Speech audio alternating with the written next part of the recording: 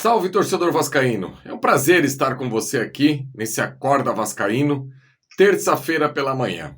Já é véspera de uma decisão, jogo de Copa do Brasil contra a equipe do Fortaleza. E olha que o torcedor vascaíno ainda nem se recuperou do vexame, da tragédia que foi o jogo do último sábado contra a equipe do Criciúma. Antes de eu começar a minha resenha hoje por aqui, quero falar bastante sobre a torcida organizada do Vasco ontem, a Força Jovem, que foi até o CT cobrar dos jogadores. Talvez eu vou ter aqui uma opinião impopular, mas eu vou falar bem pausado, bem calmo, para que todos que queiram entender o meu posicionamento vão entender. Aqueles que querem levar para o outro lado, não tem problema nenhum. Eu só posso ser responsável por aquilo que eu falo e não por aquilo que as pessoas querem entender. Agora, o que eu vou pedir para você já é o seu like, por favor. É muito importante para a gente continuar o nosso trabalho aqui no AV+, e lá na Atenção Vascaínos, que você sempre compartilhar nas suas redes sociais os nossos vídeos e também deixar o like. Você não tem noção o quanto isso é bom para o canal e, consequentemente, para você, torcedor vascaíno. Pois bem, ontem à tarde eu estava ali no WhatsApp, quando daqui a pouco, no grupo aí de quem trabalha no canal Atenção Vascaínos e também no AV+, o Marco Vasconcelos colocou o link da Força Jovem que estava dentro do CT do Vasco cobrando jogadores. Num primeiro momento, quando a gente fala em torcida organizada em CT, a gente já pensa em invasão, bombas, palavras de baixo calão, gritos, enfim, tudo aquilo que a gente sabe que várias torcidas organizadas já proporcionaram em CTs. E olha, torcedor, ontem, quando eu cliquei e apareceu ali, tinha alguém se reportando aos jogadores do Vasco e depois, à noite, eu tive a oportunidade de assistir o vídeo na íntegra. Tudo aquilo que foi falado para os jogadores. Inclusive, em vários grupos de WhatsApp que eu participo, tem um deles com um amigo meu escreveu algo que eu achei até interessante. Parece que a torcida organizada passou pelo media training para poder se reportar aos jogadores do Vasco. É óbvio que quando se trata de uma cobrança, eu nunca vou ser favorável à violência, à agressão, à intimidade. Nunca vou ser favorável a isso. E eu acho que ninguém é. Agora, da maneira que foi feito ontem essa cobrança, e alguns pontos que quem se pronunciou ali deixou claro para esses jogadores, eu acho que é de fundamental importância, porque me parece que às vezes o cara chega num clube igual ao Vasco e não tem a dimensão do que é o Vasco. E eu quero perguntar para você aqui que teve a oportunidade de assistir ontem a live numa rede social, ou então depois viu trechos que viralizou aí, em qual momento que a torcida do Vasco mentiu? Vamos lá, vamos começar com as cobranças em cima dos jogadores. Eles mentiram quando falaram que foi um vexame o Vasco jogar 2 vezes contra o Nova Iguaçu. Eu aqui fiquei indignado. Talvez aí do universo, de quem cobre o Vasco, eu fui o cara que fiquei louco com aquilo ali. Eu não admito o Vasco jogar 2 vezes contra o Nova Iguaçu, com Maracanã lotado e não conseguir uma vitória. O vexame que foi sábado contra o Criciúma, com todo o respeito que a gente tem que ter ao Criciúma, mas 4-0 é pesado demais. Eles lembraram Sampaio Corrêa no Campeonato Carioca, lembraram do vexame que quase se tornou o confronto com a Água Santa. Então, essa cobrança, nesses confrontos que o Vasco teve, em que momento eles estavam errados? Algo que também foi falado é que desse elenco do Vasco, quem se emprega nos 3 principais elencos do futebol brasileiro, que é o elenco do rival, o elenco do Palmeiras e o elenco do Galo. Será que 2 ou 3 jogadores vão conseguir êxito nesses elencos desses clubes? Duvido. O Vasco tem bons jogadores? Claro que tem bons jogadores. E eles também deixaram claro que esse elenco do Vasco não é mil maravilhas. Agora, não é elenco para ficar levando porrada de Criciúma, de Nova Iguaçu, de Água Santa e de Companhia Limitada. Tudo isso eles falaram ontem e deixaram claro. Outra coisa, torcedor, quando eles falam do cara ir para a noite, eu acho que é uma questão de bom senso.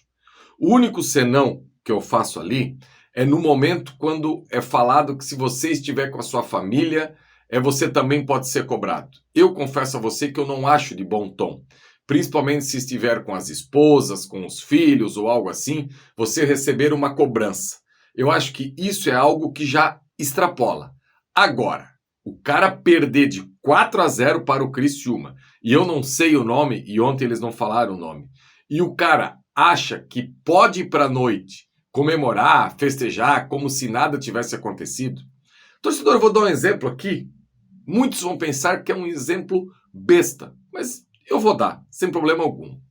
Além da minha atividade jornalística, eu tenho uma outra atividade na minha vida, em que eu faço permuta num restaurante aqui perto da minha casa, em que eu entrego determinado produto e recebo, e vou lá e pego, às vezes, marmita, quentinha, sei lá quem está me assistindo, ou final de semana pego um frango, pego uma carninha. Eu não tive a coragem, domingo, de ir até esse estabelecimento, porque eu ia dar de cara com flamenguistas, tricolores, que já me conhecem, todo mundo sabe da minha identificação com o Vasco.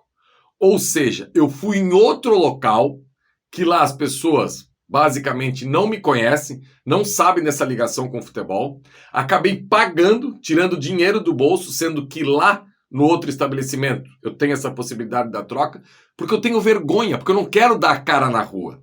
Eu lembro de conversas com o Bismarck, que ele fala que na época dele, quando o Vasco perdia, ele tinha vergonha de parar no posto para abastecer o carro, porque o frentista vinha cobrar ele.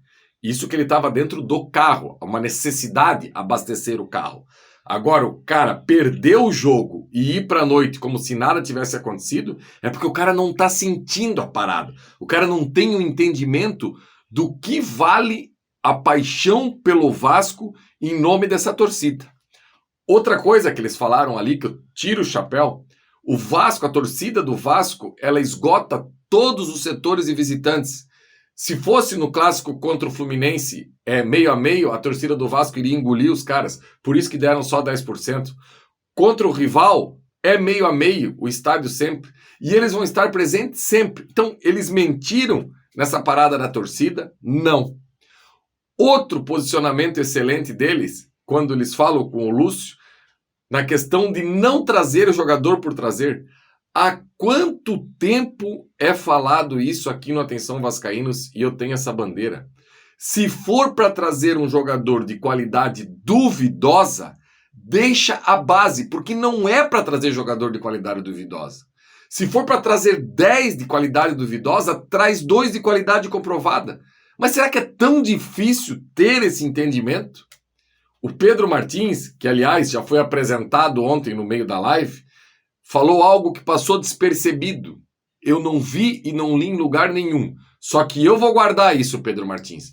Você disse que a janela é em julho e vocês já estão trabalhando para isso. Que bom ouvir isso. Saber que já está sendo mapeado algo para julho. Porque quando você está em abril e está mapeando algo para julho, é porque você tem a certeza que quer algo grande. Porque esse tipo de jogador que o Vasco trouxe aí nos últimos tempos 2 telefonemas, 3 trocas de mensagens, 3 e-mail, o cara tá aí, porque não é concorrido no mercado.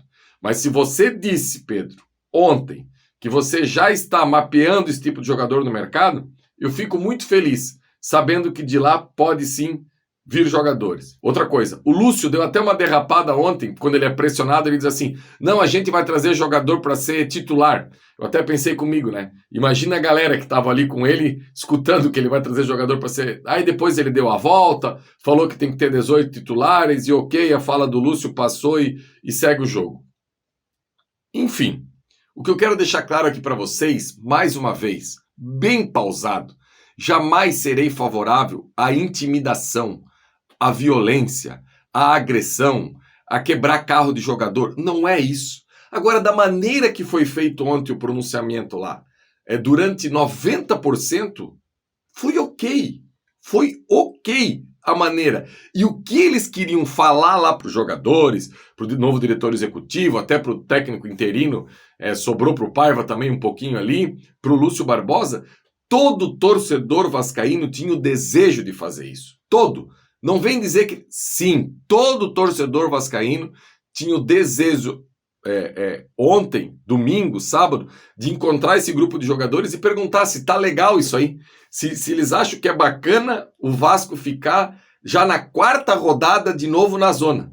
Como disse, não com essas palavras, né, que o Vasco, o torcedor do Vasco, até parece profissional do entretenimento adulto, porque tá sempre na zona. Tá, virou e mexeu, tá na zona. E assim, eu entendo que para entrar na zona é fácil, o problema é sair da zona, né? Não é fácil, sabe? É algo que irrita profundamente, sabe?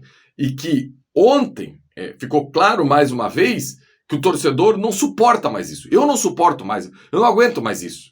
E que bom, para encerrar por aqui, mais um pronunciamento certo de quem cobrou, Ramon Dias, a possibilidade de ter uma reviravolta.